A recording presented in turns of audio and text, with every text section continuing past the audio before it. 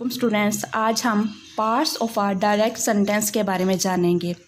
लेकिन इस टॉपिक को स्टार्ट करने से पहले मैं आपको प्रीवियस लेक्चर जो है रिपीट करवा देती हूँ। प्रीवियस लेक्चर में मैंने आपसे नरेशन के बारे में डिस्कस किया था। नरेशन होती है act of reporting words of speaker, speaker के अल्फाज को अपने तरीके से बयान करना नरेशन है। नरेशन के 2 वेज हैं, direct speech and indirect speech. Direct speech में मैंने आपको कहा था कि एक्चुअल वर्ड्स यूज़ करते हैं स्पीकर के और इनको इन्वर्टेड कॉमास में क्लोज करते हैं, और इनडायरेक्ट स्पीच में हम एक्चुअल वर्ड्स यूज़ नहीं करते और इन्वर्टेड कॉमास में इनक्लोज भी नहीं करते। चलिए आए अब एक सेंटेंस आपके सामने राइट करती हूँ जिससे आपको पार्ट्स का पता चलेगा कि कौन कौन से पार्ट्स होते हैं डायरेक्ट सेंटेंस के। फॉर एग्जाम्पल, हिना सेड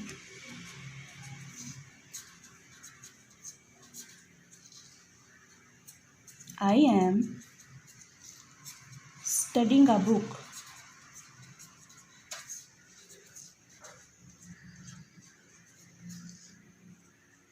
आपके सामने मैंने एक सेंटेंस राइट किया है और इसके एक हिस्से को मैंने इन्वर्टेड कोमा में इंक्लोज कर दिया, दूसरे को इन्वर्टेड कोमास के बाहर रखा। ठीक है, आपके सामने जो सेंटेंस है इसकी 2 पार्ट्स शो हो रही हैं। फर्स्ट वन इन्वर्टेड कोमास के बाहर है, इसको हमने रिपोर्टिंग पार्ट कहना है। क्या कहना है? Reporting part.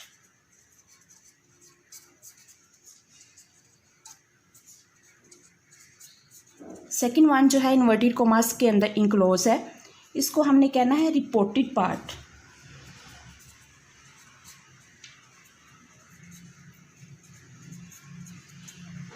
डायरेक्ट सेंटेंस हमारे पास मौजूद है, इसके 2 पार्ट्स हैं। फर्स्ट वन है रिपोर्टिंग पार्ट जो इन्वर्टेड कोमास के बाहर है, और सेकंड जो है वो रिपोर्टेड पार्ट है जो इन्वर्टेड कोमास के अंदर इंक्लोज है। अब नेक्स्ट नरेशन को अच्छे से जानने के लिए आपके पास 3 कंसेप्ट्स का होना ज़रूरी है, वो मैं आपको बताती हूँ जिससे आपको नरेशन को समझने में आसानी होगी। ये 3 कंसेप्ट्स फर्स्ट ऑफ ऑल है सब्जेक्ट एंड ऑब्जेक्ट।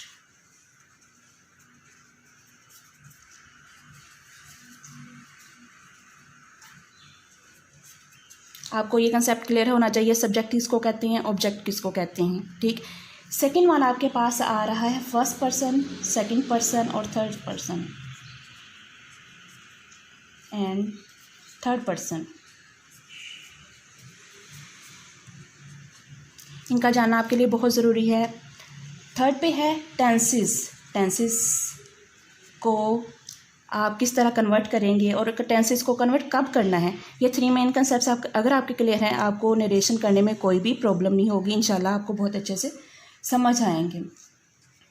ये 3 कंसेप्ट्स आपको अपने माइंड में रखने हैं। फर्स्ट वन है subject and object, second one है first, second and third persons क्या हैं, और थर्ड नंबर पे आपके पास आ रहे हैं टेंसेस। टेंसेस को कब कैसे चेंज करना है। आपको सब्जेक्ट और ऑब्जेक्ट के बारे में बताते हैं। सब्जेक्ट कहते हैं काम करने वाले को,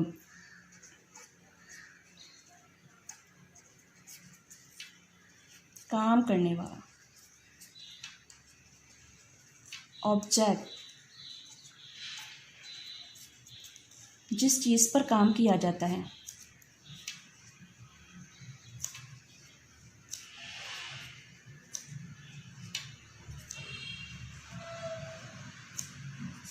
ठीक है, क्लियर हो गया। सब्जेक्ट काम करने वाले को कहते हैं, ऑब्जेक्ट जिस चीज़ पर काम किया जाता है। फॉर एग्जाम्पल,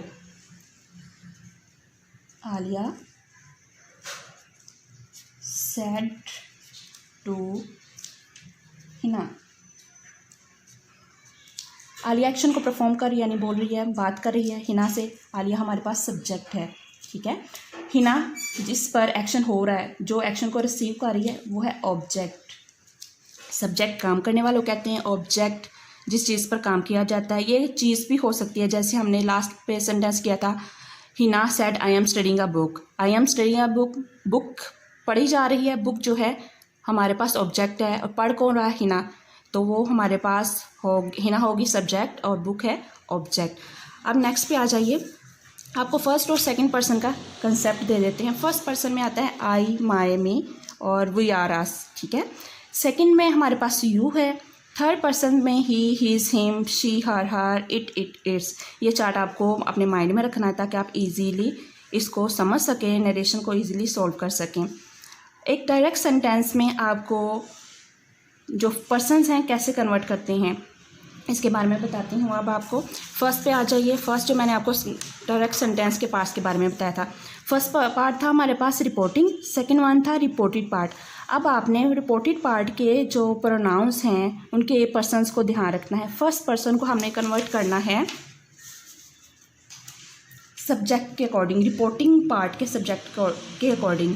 रिपोर्टेड पार्ट का जो सब्जेक्ट है फर्स्ट पर्सन है उसको हमने रिपोर्टिंग पार्ट के सब्जेक्ट के अकॉर्डिंग चेंज करना है। For example, Hina said I am studying a book.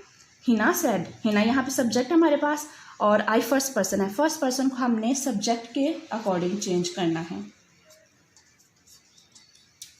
और अगर हमारे पास यहाँ सेकंड पर्सन यानी यू होता तो हम इसको ऑब्जेक्ट के अकॉर्डिंग चेंज करते। किसके अकॉर्डिंग चेंज करते? ऑब्जेक्ट के अकॉर्डिंग। ठीक, अगर यहाँ आ जाता ही, शी या इट तो इसको हम चेंज नहीं करते, इसको चेंज नहीं किया जाता। उम्मीद है आप सबको समझ आई होगी। आज हमने parts of our direct sentence के बारे में पढ़ा। उसके बाद 3 मेन कंसेप्ट्स मैंने आपको बताए हैं। 3 मेन कंसेप्ट्स है subject, object, first second person, third persons के बारे में और टेंसेस के बारे में। टेंसेस को किस तरह कब कन्वर्ट करना है, ठीक है। उसके बाद आपको जो चार्ट प्रोवाइड किया गया आप इसको माइंड में रखिएगा ताकि नरेशन करना इजी हो जाए। और फर्स्ट पर्सन को सब्जेक्ट के अकॉर्डिंग चेंज करना है, सेकंड को ऑब्जेक्ट के अकॉर्डिंग चेंज करना है, थर्ड पर्सन को चेंज ही नहीं करना। इंशाल्लाह नेक्स्ट लेक्चर में मैं आपको टेंसेस की तब्दीली के बारे में बताऊंगी, टेंसेस को तब्दील कब करना है, ठीक है। उसके बाद हम इंशाल्लाह नेक्स्ट टाइप्स के बारे में पढ़ेंगे। अल्लाह हाफिज़।